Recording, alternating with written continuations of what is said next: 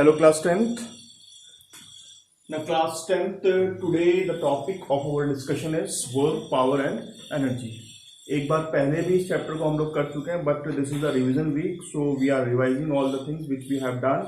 Next week में भी आपका रिवीजन चलेगा. सो इफ सपोज जो भी है जिसने अभी तक वीडियोस नहीं देखी है तो please continue start watching the videos, because यहाँ पे आज और द नेक्स्ट वीक पूरा का पूरा हम लोग रिवाइज करने वाले हैं. Whatever we have done we will revise. So when we talk about the work in the junior classes, you have learned the definition of work. So if I am writing the mathematical expression for the work, the mathematical expression for the work is W equals to F into S. Okay, so if I want to define the work, so I simply say that when applied force produce displacement in the body. Means कि जब आप किसी body पे force लगाओगे तो obviously वो move करेगी, और हो सकता है मूव ना करे, मूव भी कर सकती है, मे बी मूव ना करे. दो कंडीशंस हो सकती हैं. अगर बॉडी मूव नहीं कर रही है, suppose for example you are pushing a wall, तो वॉल को आप नहीं हिला पाओगे. सपोज किसी ट्रंक को पुल कर रहे हो या पुश कर रहे हो, बहुत भारी ट्रंक है, you are trying to push it, force लगाई आपने, you are not able to move, आप मूव नहीं कर पाए उसको, तो that means in that case you are not doing a work. ठीक है. So if the force, when you apply the force और when we apply the force on the body and that force causes displacement, वो body को displace करती है. So in that case we can say कि work is done. Okay, work is done. So SI unit for the measurement of work is joule. इसको measure किसमें करते हैं? जो एसआई यूनिट है इसका क्या है? वो जूल है. ओके, एनर्जी की फॉर्म है, तो दैट्स वाई हम लोग एनर्जी का यूनिट क्या होता है? जूल होता है. सो वर्क का भी यूनिट क्या हो गया बच्चे? जूल हो गया. अब क्वेश्चन आता है कि हमेशा ऐसा नहीं होगा कि आप बॉडी को सीधा धक्का मारें. मींस के हमेशा बॉडी को आप लीनियर वे में धक्का मारें. मींस के बॉडी हमेशा स्ट्रेट पाथ पे हो और आप पुश कर रहे हैं उसको. May be sometime it's also happen कि कोई स्लोप है, आप बॉडी को पुश करके लेके जा रहे हैं. ओके, से एक स्लोप है आपके पास ऐसा, ये थीटा एंगल है, यहाँ पे आपकी बॉडी है, ये बॉडी है आपकी, and you are pushing the body. ये बॉडी को क्या कर रहे हैं? आप पुश कर रहे हो. तो इन दिस केस जो आप फोर्स आप लगाएंगे, it is divided into two component. एक तो इसका वेट बेटा नीचे एक्ट करेगा. वेट मीन्स इसका जो वेट है, whatever is the weight, वो नीचे एक्ट करेगा. ओके, तो वेट, इस वेट को ओवरकम करने के लिए यहाँ से क्या होगा? रिएक्शनरी फोर्स ये प्रोवाइड कर देगा. जो स्लोप है आपका, ये रिएक्शनरी फोर्स प्रोवाइड कर देगा. और जो फोर्स आपने लगाई, it's divided into two component. दो कंपोनेंट में डिवाइड हो जाएगी. एक हो जाएगा आपका sine, F sine theta, and एक हो जाएगा आपका F cos theta. Okay, one is F sine theta and the second one is F cos theta. So F sine theta get cancelled, ये कैंसिल हो जाएगा. इन दोनों को ऐड करेंगे, आर इसको बैलेंस कर देगा. बट ये एफ कॉस थीटा कैंसिल नहीं होगा. So in this case we can say, अगर स्लोप में आप मूव करा रहे हैं बॉडी को, तो in that case W equals to F S cos theta. Okay, अब थीटा आपका कुछ भी हो सकता है. इफ आई आस्क यू, यहाँ पे 3-4 केसेस आपके क्रिएट हो जाएंगे. एक केस में आपका वर्क नेगेटिव भी आ सकता है, कि जब आपका वर्क डन क्या होगा? नेगेटिव होगा. सो फर्स्ट केस, अगर मैं इस थीटा को 0 डिग्री ले लूं, फर्स्ट केस में थीटा को मैंने कितना लिया? 0 डिग्री लिया.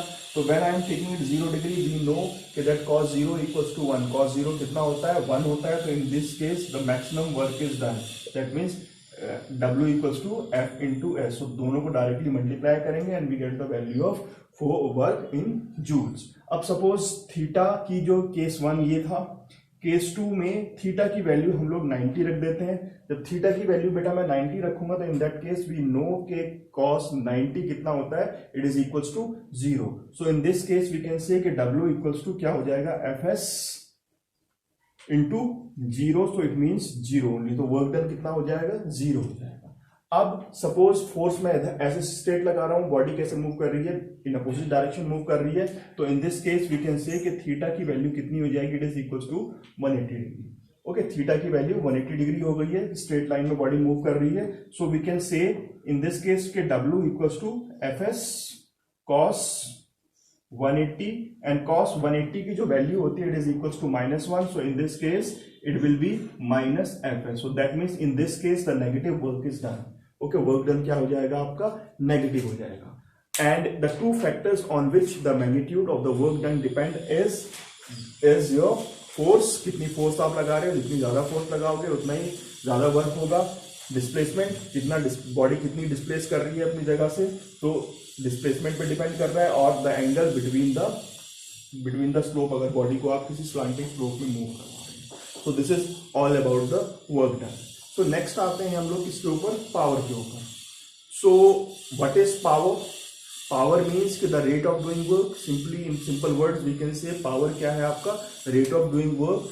सो mathematically we can write power equals to W upon T.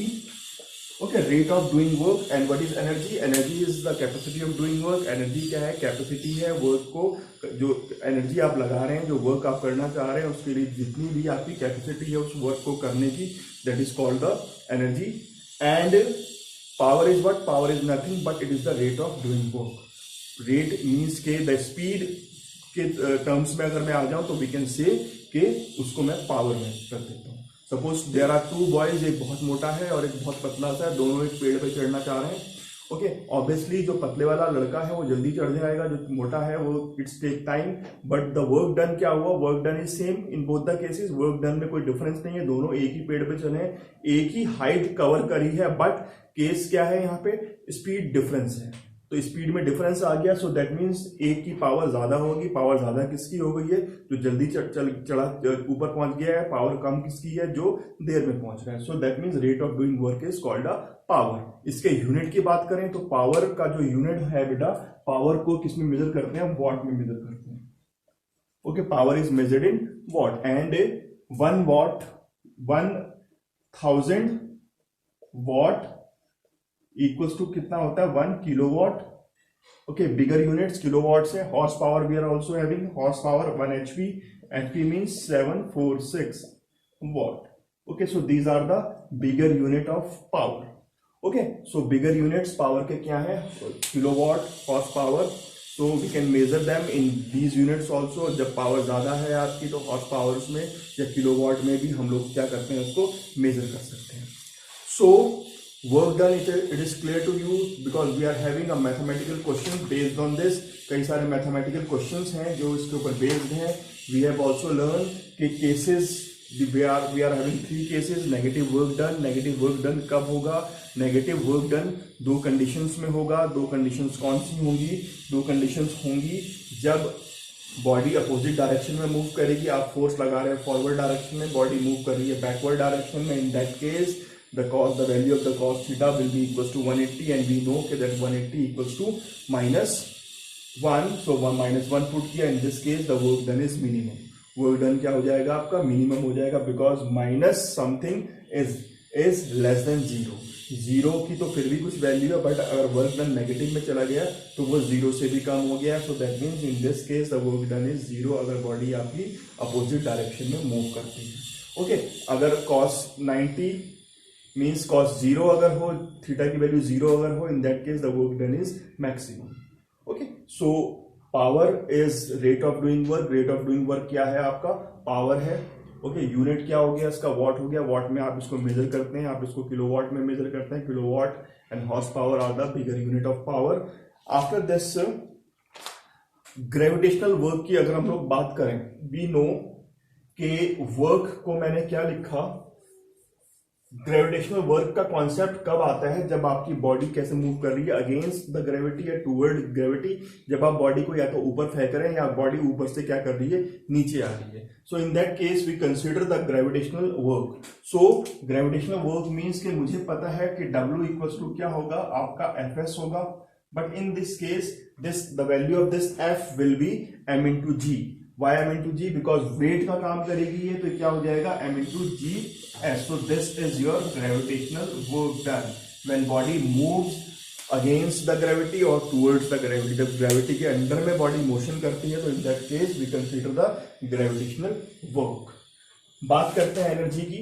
Energy mainly आपकी 3 कैटेगरीज की है. 3 कैटेगरीज में हम मेनली रखते हैं किसके बारे में? Potential, kinetic. ओके, पोटेंशियल और काइनेटिक. मैकेनिकल एनर्जी है. मैकेनिकल एनर्जी के 2 पार्ट्स हो गए हैं, एक पोटेंशियल हो गई, एक काइनेटिक हो गई. The expression, the mathematical expression for the potential energy denote करते हैं किससे, इसको यू से, and the potential energy equals to mgh। ऐसे करके हम लोग पोटेंशियल एनर्जी को फाइंड आउट कर सकते हैं। जो h की वैल्यू है it is always taken from the ground. h को मेजर कहां से करेंगे आप, ग्राउंड से मेजर करेंगे। सेकेंड आपका काइनेटिक एनर्जी है। काइनेटिक एनर्जी क्या होती है आपकी, half mv², v is the velocity और m is the mass of the body. So in this way we can calculate the value of potential energy and kinetic energy. Okay, so this is enough for today. कल कुछ और एक नया topic लेके आएंगे from the same chapter और from the different chapter, कल एक और नए टॉपिक के साथ। सो for today just go through these things, whatever I have taught you, just go through these things and try to do few numericals. कुछ numericals करने की कोशिश करो, बिकॉज न्यूमेरिकल जब आप करोगे तो आपके कॉन्सेप्ट क्लियर हो जाएंगे। Okay, only best way to clear your concept is to do the numericals, इसीलिए फिजिक्स में न्यूमेरिकल्स होते हैं। ओके, न्यूमेरिकल्स जब आप पढ़ते हो, जैसे मैथ्स हम लोग करते हैं, same that is numerical means the questions. Okay, problematic question, जो प्रॉब्लम क्वेश्चंस होते हैं मैथ में, same questions we are having here also. So ये क्वेश्चंस किस लिए हैं, to clear your concept. Concept को अगर क्लियर करना है यहाँ पे तो do the numericals. Numericals try करो as much as you can. जितने ज्यादा न्यूमेरिकल्स करोगे उतना ही अच्छा आपका कॉन्सेप्ट हो जाएगा। Okay, so for today thank you very much. Okay, then see you on Monday with a new topic.